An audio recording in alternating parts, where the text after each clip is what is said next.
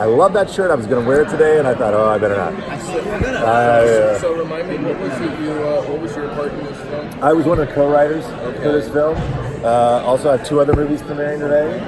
Scooby-Doo Return to Zombie Island and Lego Batman Family Matters. So how did those movies help you kind of help you with this one, being a co-writer for this one? So this one was Mindy Cow, this wonderful producer on the show, Sandy, brought me in. She had worked with me on all the Lego movies, and I've been doing a lot of stuff for Warner, and they wanted me to come in and help out Marley and Jeff with the script, and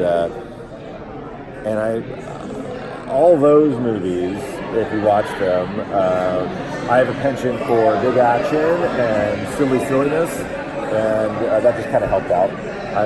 The great thing about animation is this incredibly collaborative exercise where there's artists at every level just kind of adding to it, and you have to be kind of egoless in that sense because the storyboard guy will oftentimes come up with a better joke, and you're like, oh damn it, I should have figured that out. Or the voice actor will suddenly say it in a way that you're like, oh, that's much better. And the glory is, as a writer, you can kind of take some of that credit, but the reality is, they're like genius level, craftsmen at every level. And my job is just, I think one of my talents lies, I never knew this word, my wife taught it to me, it's called ideation. I have a lot of ideas, and I drink a lot of Red Bull.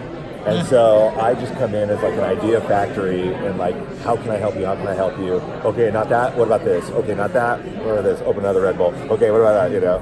And Jeff, who you met, he's particular and he has a vision, and he's kind of a certifiable genius. And the thing is, like I said, watch this space.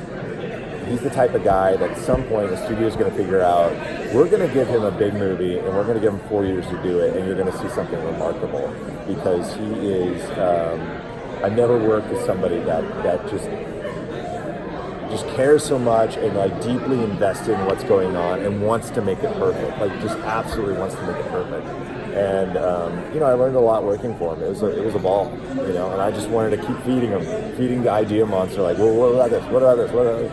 So I think that was my function, and hopefully I helped. So were there any difficulties or challenges that came up along the way of helping bring the story to life? Well, with making anything, this is the thing.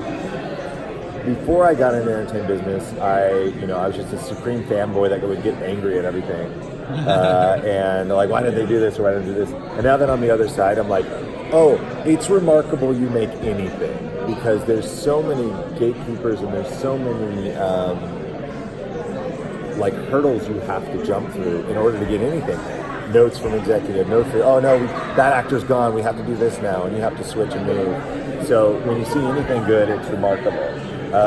For me, the idea thing is I do feel like I have unlimited glut of ideas, but as somebody described it as, it's almost like you're doing math, and I'm not good at math. So, after you're done talking story or talking ideas, there's an exhaustion that takes over.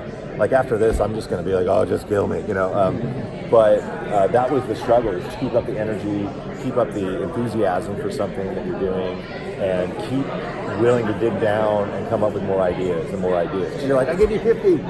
Where's that? They went, but we want 51. And you're like, okay, so. That was a challenge. Do you think the fans who have been railing against Teen Titans Go for years and just doing YouTube video after YouTube video about Teen Titans Go and why it's bad, and now that they're finally get to see a new Teen Titans story, do you think they'll finally be satisfied, or do you think they're still going to be miserable? No one's ever going to be satisfied. I mean, this is the thing. I'm that guy. Right. I love Teen Titans. Yeah. And when it ended, I was like, who do I have to kill? And there are people I work with. So I was irritated by it, And then you see Teen Titans Go, and you're like, it's stupid. And then you're like, oh, it's its own thing. It doesn't diminish what was. It's just its own thing. It's a new show. Yeah, and it's the same way with anything. It doesn't make it disappear. And if we've known anything, this is the thing that I hope everybody understands. it doesn't take away from it. It's just a different thing, and that doesn't mean that's not going to exist in the future, because if you watch anything, I guarantee you, if everybody goes and watches Teen Titans on DC Universe app at the level they're watching Young Justice, suddenly there's going to be a conversation somewhere about, well, can they both exist, you know, in the same time? You know what I mean?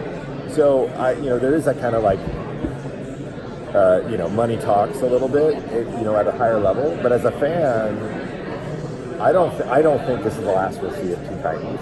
I've never thought that. They're rebooting Gilmore Girls. Picard is coming back.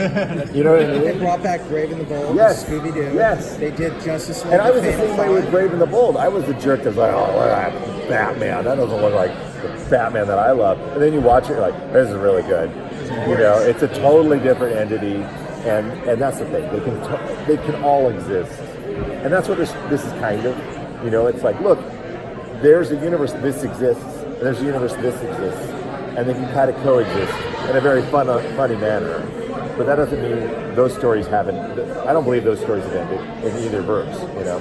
Will the Teen Titans will they learn the benefits of running around being silly and stuff? Maybe. You'll have to find out. That's why you have to purchase it on digital download. I wish I knew that. Jeff mentioned a lot of extra characters and deep bench characters. Is Yeah. there anybody that you got to use that you've always wanted to, or is there anybody that you Jeff Bendicow is. I'm sorry. gosh. I was just talking up one the of your genius. 50 DVDs? No, not for me. I mean, I have one character that I desperately want to use, and I keep begging them to let me use them, which is Ted Cord Blue Beetle was my thing, and I'm still upset they shot him, but he's back. But that's always been the one I want to use in everything, and I'll pitch it at like the most inopportune times. You know, it'll be like somebody, Ted Cord Blue Beetle. They're like, it has nothing to do with it. It's like, yeah, but he's awesome. So that's for me. Like I said, Jeff had a particular vision of what he wanted to do. So in the Teen Titans verse, you're going to see a lot of things. Are there any deep cuts in the story that maybe Teen Titans Go animation fans won't get, but maybe some longtime comic fans will? I don't know. I don't know. But I will tell you that my part of things I contributed was Jeff and I hit upon kind of, I love to add to the sandbox, add new things and ideas, and I think we did something with, I had hit upon what a group of ravens are called, and added something to the DC universe in that way that I think is going to, I wouldn't doubt it show up somewhere else in comics or something. And that's always the exciting thing, right? It's like, I get to add something to the Wiki page of DC, so that's more my speed of what I'm doing. Because the deep cut stuff, anymore, I don't know what's a deep cut for who anymore, because I've lived with it so long. And we had this, I don't know if you guys care, but we had this discussion last night, and there were some younger fans. They're like, do you like Kirby?